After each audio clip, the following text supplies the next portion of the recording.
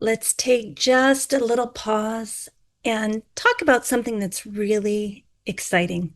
There's a new book coming out in spring 2026 called Applications of Therapeutic Yoga in Integrative Health. It's authored by Amy Wheeler, myself, and Marlisa Sullivan. We've been working really hard on this book for about 18 months, and now it's scheduled for release in spring 2026. This text will bring together philosophical foundations of yoga, emerging research in neuroscience, and evidence informed methods for applying these teachings in clinical and community settings. The book is designed for healthcare providers, yoga teachers, yoga therapists, educators, and really anyone seeking to clearly understand the why of why yoga works and the how, the mechanism underneath why yoga works. Your purchase of this book will help to advance the field of yoga therapy, and it will support the continued development of resources like this podcast, the Yoga Therapy Hour. And we hope it will serve both you and your clients alike. So please keep an eye out for Applications of Therapeutic Yoga in Integrative Health by Amy Wheeler and Marlisa Sullivan, coming out through Routledge Press in 2026. All right, let's get back to the episode. Good morning. Welcome to the Yoga Therapy Hour. My name is Amy Wheeler, and I will be your solo host today. I was laying in bed last night thinking about my recording this morning, and I try to do them on Monday morning, right away, first thing, when I'm feeling a little bit fresh for the week and not too worn out.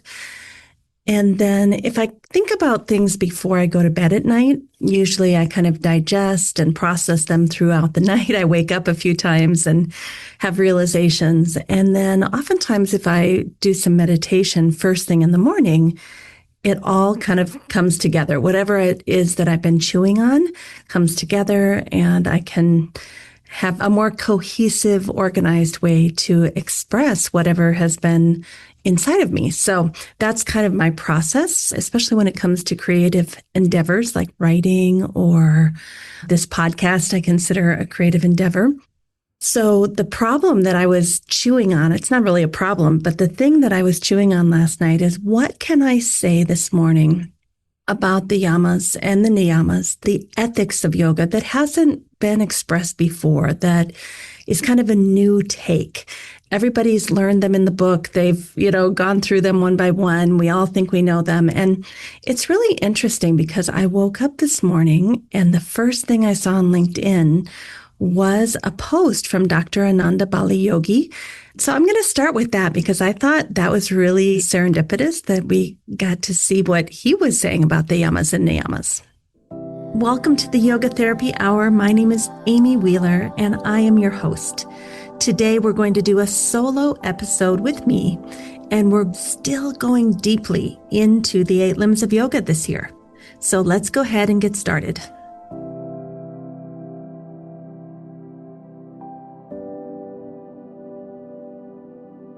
So for those of you that are listening to this on all the podcast platforms, you're just going to have to listen along.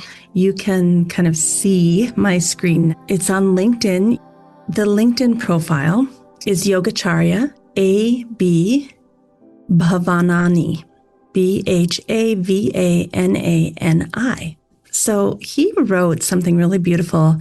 Is ethics the boring part of practice? And he wrote, not for chikitsa meaning yoga therapy. That's what his post is on. The yamas and niyamas serve as a vital yardstick for how we show up for our clients and ourselves. It's time to move beyond clicking accept and start living the code.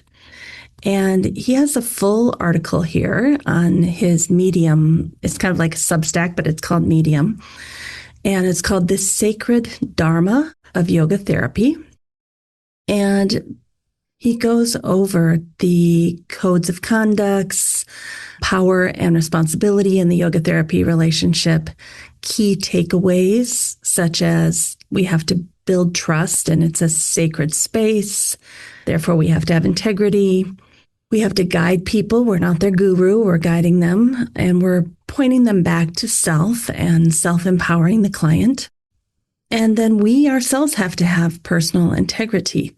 So he goes through all the different yamas: non-harming, truthfulness, non-stealing, making sure that we don't, get greedy. We have to live in moderation. Then he goes through the niyamas: having clarity and purity, contentment, discipline, self-reflection, and be connected to something larger than ourselves. And all of these fall within the context of yoga therapy. But what really got me in this article was the yoga therapist self-care. And there's a really beautiful picture here that shows an unstable yoga therapist. And he's basically saying that the yoga therapist's ethical code hopefully we want to have a daily sadhana so that we don't get agitated, we don't misjudge, we don't overreact, we don't burn out, we don't have countertransference, and therefore have these unregulated emotions as a yoga therapist, because then we cannot be that safe container. If our nervous system is very fragile, our window of tolerance as the yoga therapist is very, very small. And we might also get exhausted, which means that our biases are going to grow and our clarity is going to be less. We might get into burnout, leading to complacency. So basically, as part of our ethics as yoga therapists, we have the mandate of a dedicated daily practice. And I think that's different than a lot of healthcare providers, that we require ourselves to show up regulated, grounded, clear, with a long-term practice. So I thought that was very coincidental that I woke up. Sometimes I laugh that whatever's been going on in my mind ends up, coming up on my LinkedIn feed. But I wanted to start there because I think our ethics and our yamas and niyamas as a yoga therapist, I think he's right on track with that. And he said it even better than I could have. So now let's just do a little review of the yamas. And I want to tie this back to something that we talked about at the beginning of season 10 with respect to this idea of ahankara, meaning I need to survive, I own, I possess, I am. All these feelings of not enough, wanting more, struggling, striving, feeling insecure, being competitive, not having that sense of openness and receptivity and oneness, but rather kind of feeling like we are the controller. We have to make it happen. A lot of times they say the ahankara is the doer. Instead of being, we always have to do.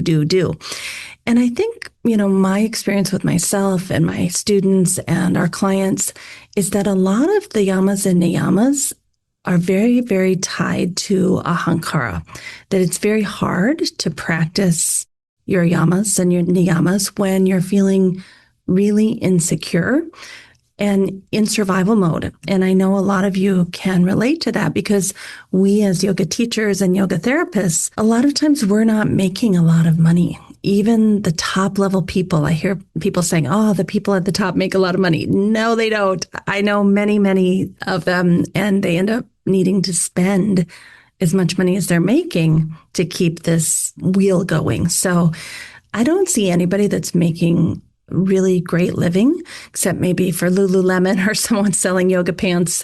And the people that are bringing in a large amount of money, they're on a hamster wheel. They're exhausted. They're depleted. They're trying to keep it going for themselves and their faculty and their staff. And they're part of this larger system that requires them to keep pushing. And again, I think this all comes back to ahankara. I must survive. I must provide. I must own and possess and, make sure that I bring in the money. It's been my experience that that is a little bit at odds with yoga, to the point where many of us have had to have other jobs in order to do our yoga. I did that for 25 years. I had a day job in order to be able to do my yoga. So just to say, I think a lot of our yamas and our niyamas get broken, not because we're flawed human beings, not because we have bad character, not because we have poor ethics, but because we're frankly in survival mode. And unless we're independently wealthy or somehow maybe have a partner that provides for us or a trust fund or something, win the lottery, most of us, we do have that underpinning that we have to try to make a living doing this. And it's actually quite hard. So first of all, I want to give us all some self-compassion for having that strong ahankara that is trying to survive. Okay, so when we look at ahimsa, to do no harm, to not be violent to each other, but that probably starts from within, to not be violent to ourselves. This yama, the first yama, is the foundation of all the other 9. And so the idea is that if we can release some of the negativity, some of the harmful thoughts and words and actions, and even blame is a big one, this is going to lead to a joyful heart and a more peaceful heart and mind. Now, it's really hard because so many people in yoga have such a strong need for social justice. We see people getting harmed. We need to speak out. And we have to do that skillfully. We have to do that skillfully. When am I going to do it? How am I going to do it? Where am I going to do it? Am I the person to speak out about this topic? We have to really examine those things. And we'll get to satya in just a moment. But in terms of ahimsa, the ability to let go of that blame and negativity and lots of harmful thoughts and words, leading to a joyful, peaceful heart. So, I don't know about you all, but that is really, really hard. That is a full-time practice in and of itself. So let's take this into satya, which is about truth-telling. And our egos would have us be the winner all the time, the right person all the time, the smartest person, the person that everybody loves and needs and wants, the person who's in control, right? When we have all of that going on, and our ego needs to be fed in order to be important, in order to go back to the ahankara, in order to make the money, in order to be at the top of the stack or the pyramid, it becomes harder and harder to see truth for what it is, because now there's this lens of power and control that basically messes up what we're seeing. We may not even know that we're not telling the truth. And I know we've all been there, that there was a point where we did or said something, and then later we got more information and we just buried our head in our hands like, oh, I didn't know that part. But I think that comes with the territory, right? That we only know a small fraction, a small amount of all there is to know. So how could we possibly know? That's why it's probably good to err on the side of being a little more humble, because we don't know what we don't know. Now, again, how do we balance that with speaking out when there's clear evil and wrongdoing? And I really reflect on this a lot. Am I the person to speak out for this issue? Do I know enough? I don't think we all have to speak out for every issue. I think we have to be very skillful and figure out what is ours to speak about. And another thing I've really been thinking about when it comes to satya is, how can I say it in a way that doesn't discourage people from wanting to try, from wanting to work on it, that doesn't divide us? How can we be the carrot instead of the stick?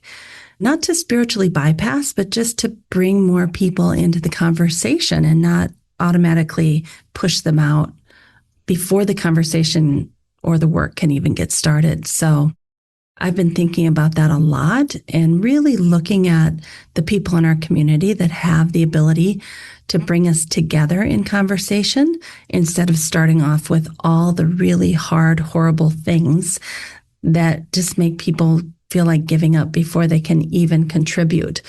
So again, we have to look at our own ego and figure out how to speak skillfully, how to be inclusive, how to bring people into conversations instead of immediately pushing them out and dividing. And that's ongoing for all of us, and especially when we get quite emotional. And it goes back to the ahankara.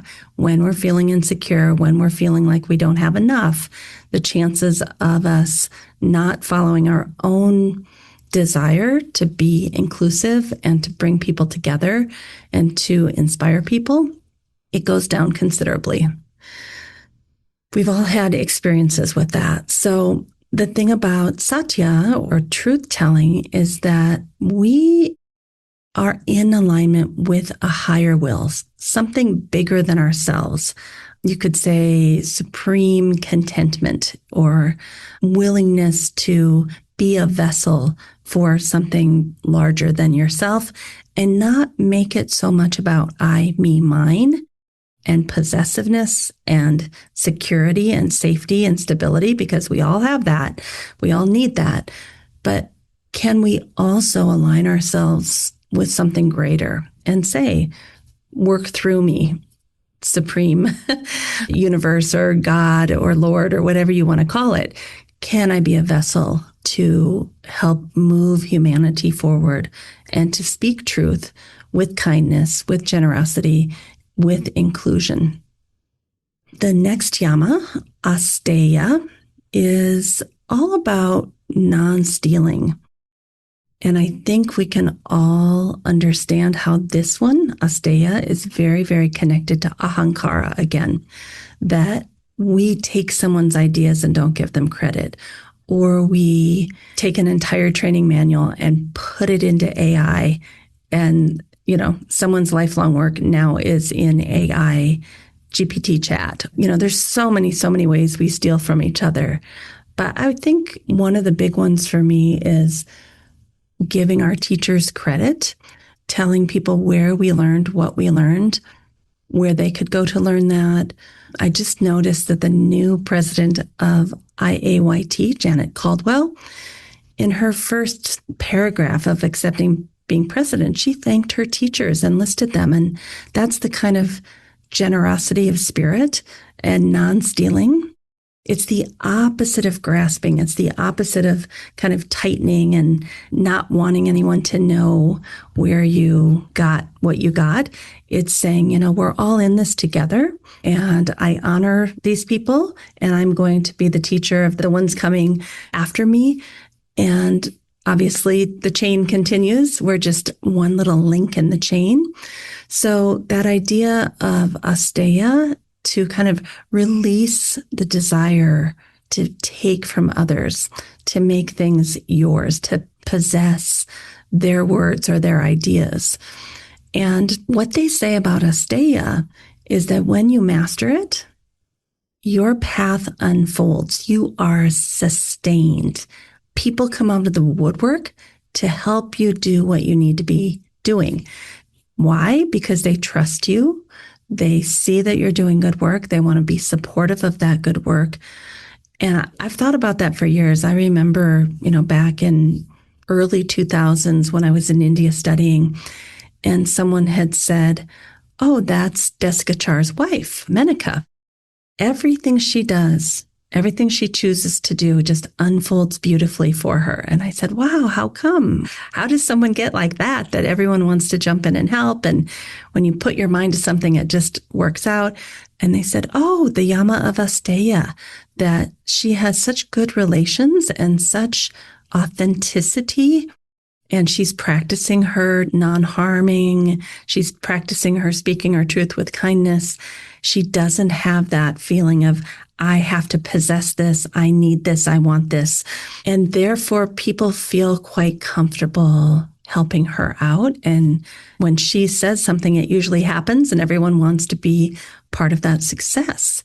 So I thought that was really interesting. I've held on to that for many, many years.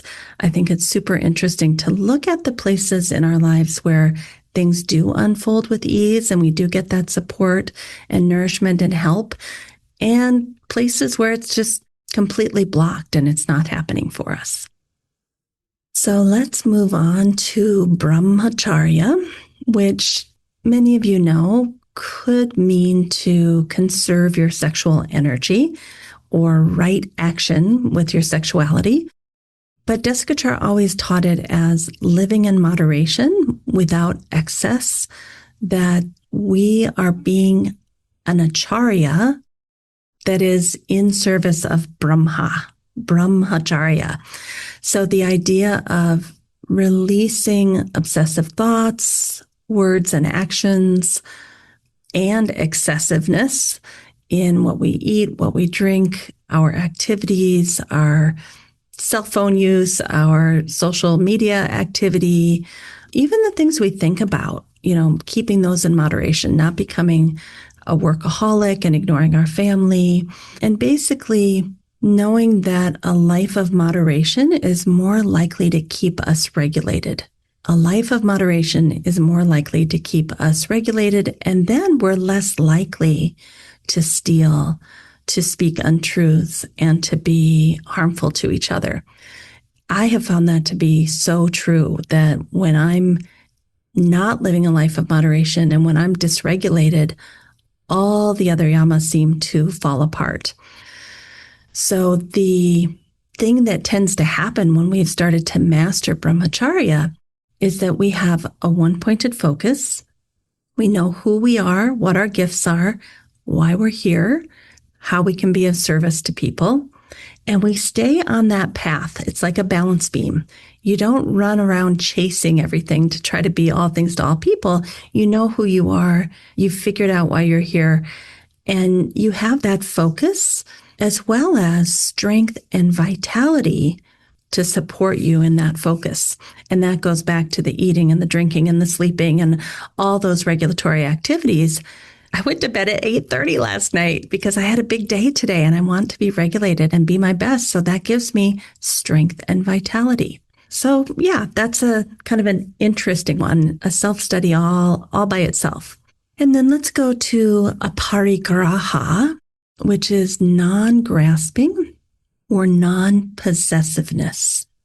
When we're looking outside of ourselves and grasping for all the external objects to please us, to fulfill our desires, but also to feel safe, it goes back to ahankara. I can't survive. I don't have enough. We're grasping at all the straws that come to us. And I can tell you from practice, a lot of practice, I've gone on 1, 2, 3, and 4 and decade-long detours chasing things that were not meant for me, that I had no business going after, that I didn't have the resources to even complete. I mean, there's one thing to have faith and do good in the world and just say, I'm going to put one foot in front of the other.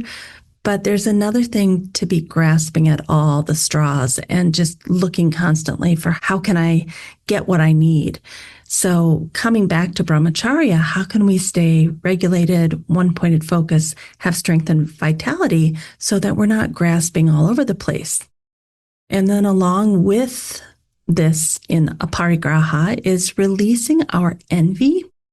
Envy is somebody else has something I want and I don't have it and I feel envious of them. Releasing jealousy. Jealousy is a little different. Jealousy is I have something that I'm afraid is going to be taken away from me, and I feel jealous because so-and-so might take it from me. So envy is that we want something. Jealousy is we have something, but we're afraid it's going to be taken away. And it's very much based in fear that there's not going to be enough, that I'm not going to be okay, I'm not going to survive. And again, this goes right back to ahankara. I hope you're seeing a theme here.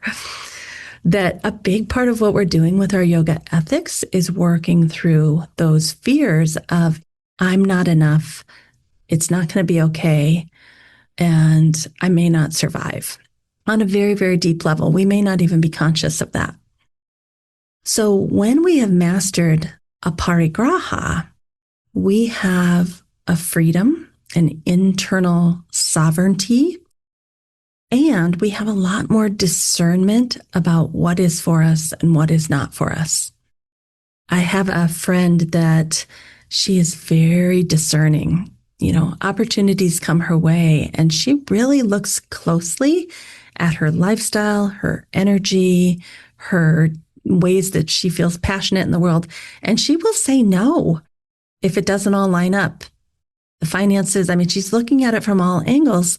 And if it doesn't line up, she's not going to do it, even though she is not a wealthy person and she lives paycheck to paycheck, right? You can see how difficult that is to be that discerning and wait for the right thing at the right time. Now, sometimes we do have to get the day job. Sometimes we have to do things that we didn't plan on, didn't want to, that are a little bit hard, but we're doing that in the spirit of discernment. Like, I have to do this to get through until I can find the place for myself. We don't get off track and, run for 10 years in a loop that we probably had no business being in. So all of that, those are the 5 yamas. I'm going to save the 5 niyamas for next month because that's our topic for next month. I'm going to do the same type of thing in an episode next month for the niyamas. But I just want to review that as we follow our yamas, we are left with a peaceful heart and a joyful heart. We learn to align ourselves with the higher good, and we have a lot of happiness and satisfaction as a result of that. We find nourishment and support on the things we choose to do in life, the path that we're on. We have a one-pointed focus with strength and vitality, and we have a lot more discernment and freedom. Now, I want to give credit to my friends who helped me with this beautiful chart, the Yoga Sangha in New Orleans. Some of my friends named Libby and Becky and their colleagues and students gave me this chart many, many years ago, and I use it a lot. It's actually a really beautiful chart. So thank you to all of our friends in Mandeville, right outside New Orleans. We're really grateful that you are sharing these teachings with us from the tradition of T. Krishnamacharya. So now we have covered the philosophical teachings of yoga. And some of you may have noticed by now that I have found my path, and I'm very discerning about what I want to talk to you all about because I can't tell you everything. I don't know a whole lot of things, but this intersection of yoga philosophy and neuroscience is just so wonderful. I love it. It's all I want to do all day long. I have to practice my brahmacharya and my moderation because I can get pretty carried away. So when we go to the yoga philosophy and the idea of ahankara and will I have enough and is it going to be okay and will I make it through? Can I pay my bills? What we're really talking about is how do we cultivate a felt sense of safety and stability, and where we can have a flexible nervous system that moves in and out, that's not stuck in fight or flight or freeze. Some of you know that, this is outlined in great detail by polyvagal theory and Stephen Porges. So when we're in this state of a felt sense of safety, our heart rate is more regulated and flexible. It can kind of go up and down as needed with different activities throughout the day. Our breath is more easeful and, again, adaptable. It can breathe a little faster when we need more oxygen or be a little slower with our breath when we're in a more mindful, still state. Also, when we're in this felt sense of safety, our social engagement systems are in line. We're much more connected to one another.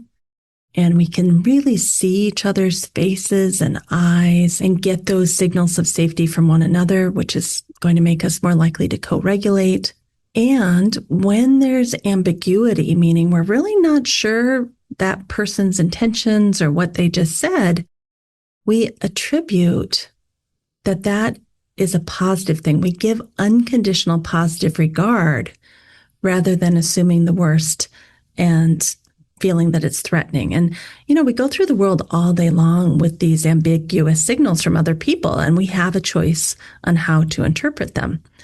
So these are the types of things that when we're in that strong ahankara, that mode where we're not feeling safe, we're not feeling provided for, all of this shifts. The heart rate becomes high and inflexible. The breath becomes shallow and doesn't adapt to the situation that we're in. Our social engagement systems go offline. Our inner dialogue often becomes pretty negative and assumes the worst and feels threatened.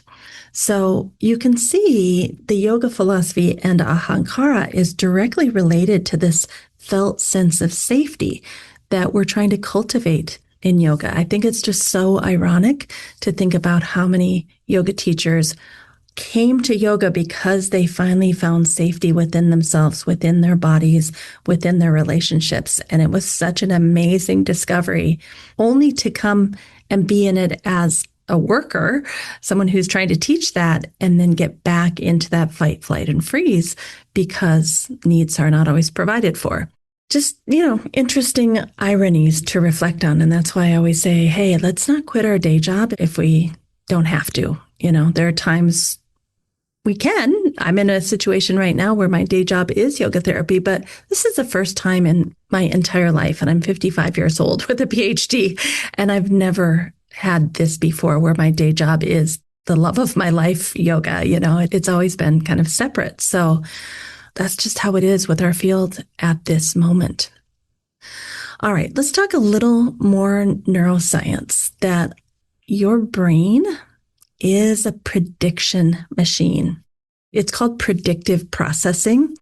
And your brain is constantly asking, based on what's happened in the past, all that stuff, what's likely to happen next?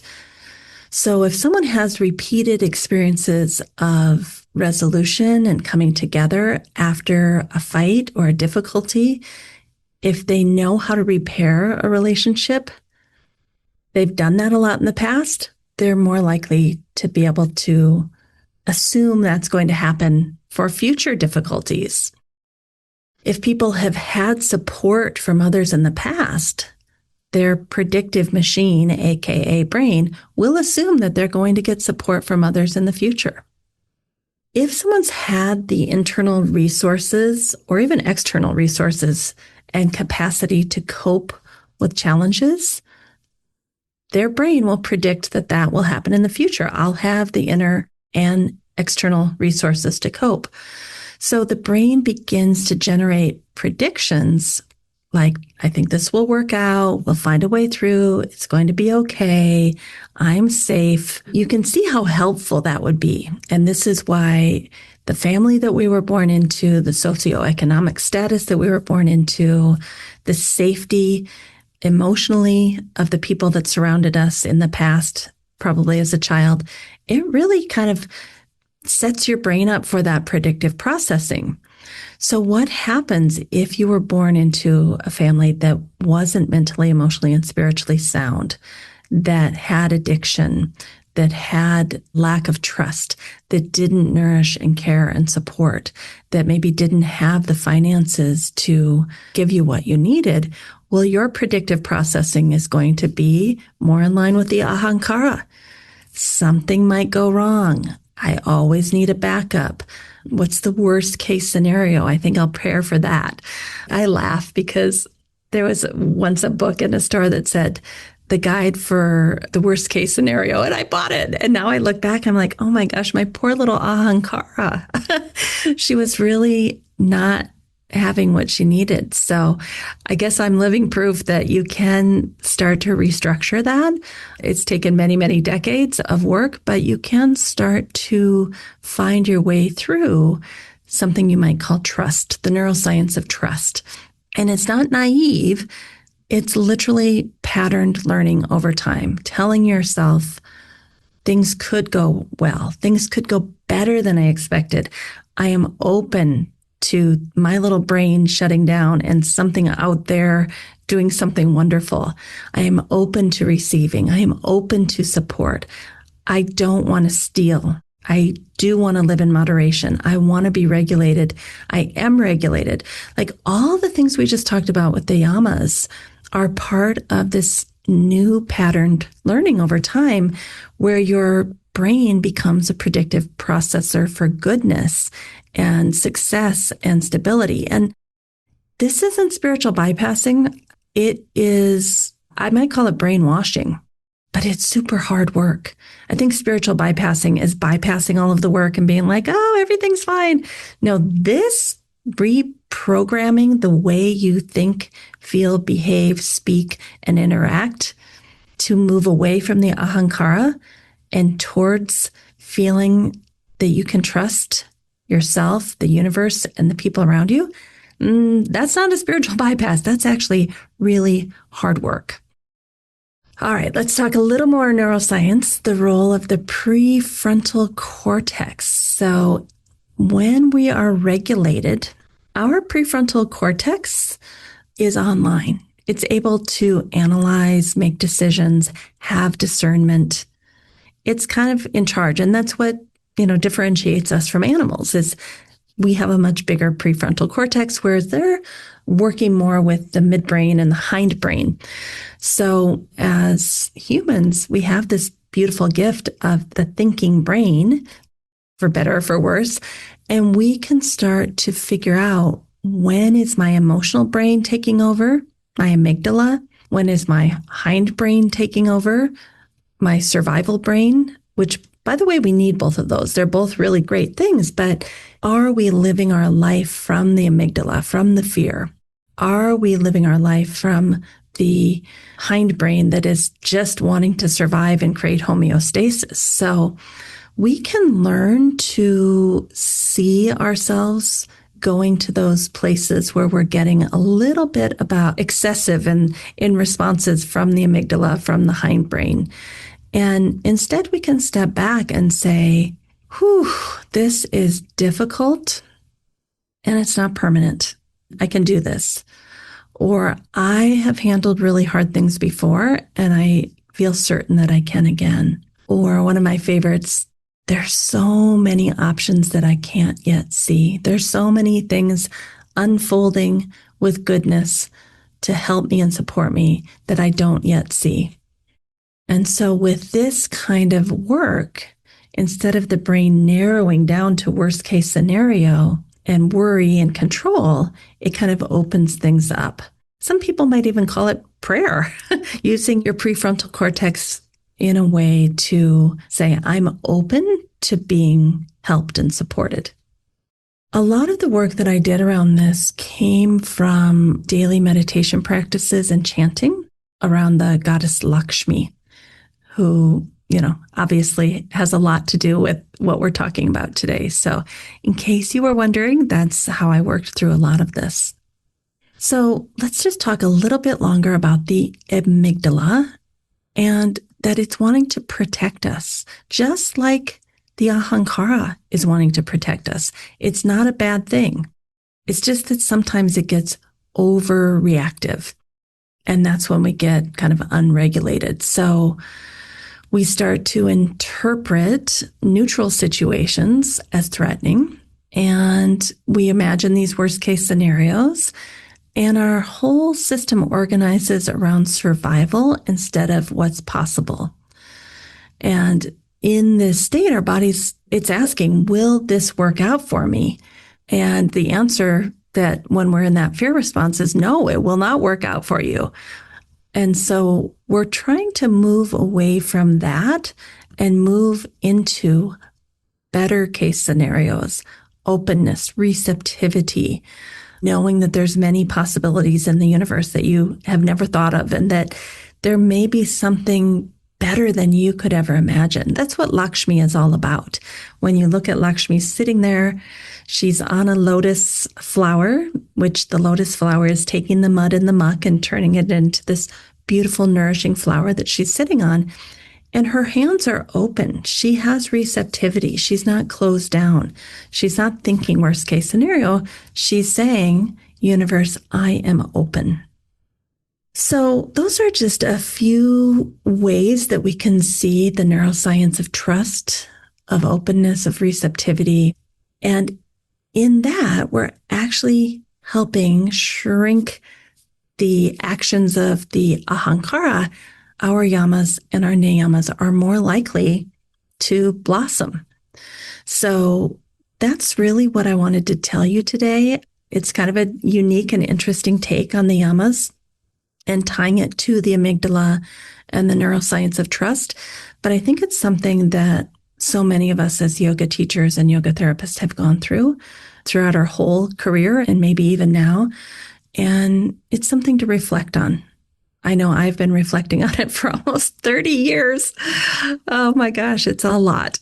So if we don't have it all figured out, or maybe it is very triggering to even hear me saying the things I'm saying today, I think that's an okay thing to have happen too, to feel triggered and to feel defensive and aversion and wanting to push this conversation away. I can just say maybe journal, find a friend and talk about it, find a mentor and work through it and see what's on the other side or see what's inside of that. So thank you for being with us today. It's been a wonderful morning and I'm going to go have breakfast. I am in receptivity mode. My husband has made me breakfast and it's waiting up there.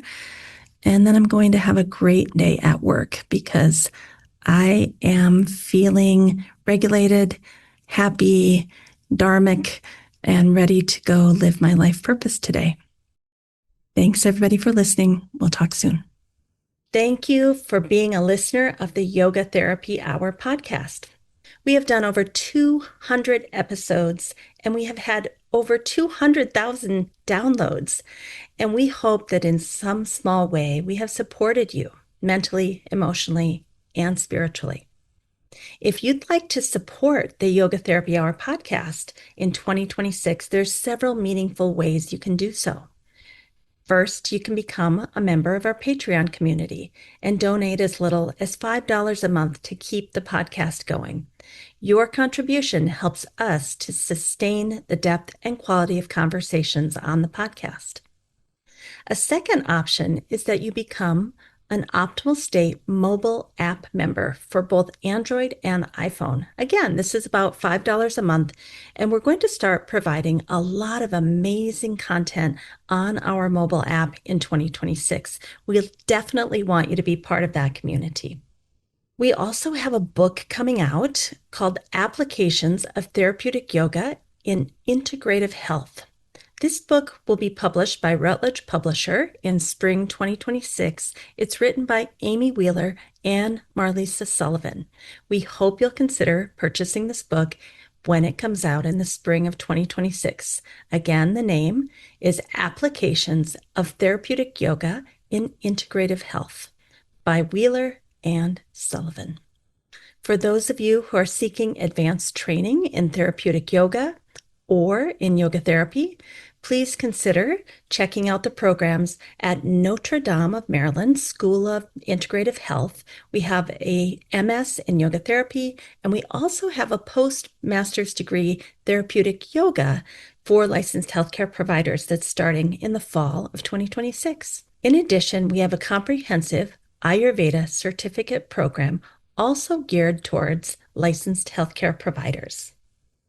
Each one of these programs is a pathway designed to support healthcare professionals and yoga teachers and yoga therapists who are ready to integrate these teachings into clinical, education, and community settings. All right, thanks for listening and thanks for supporting the Yoga Therapy Hour podcast.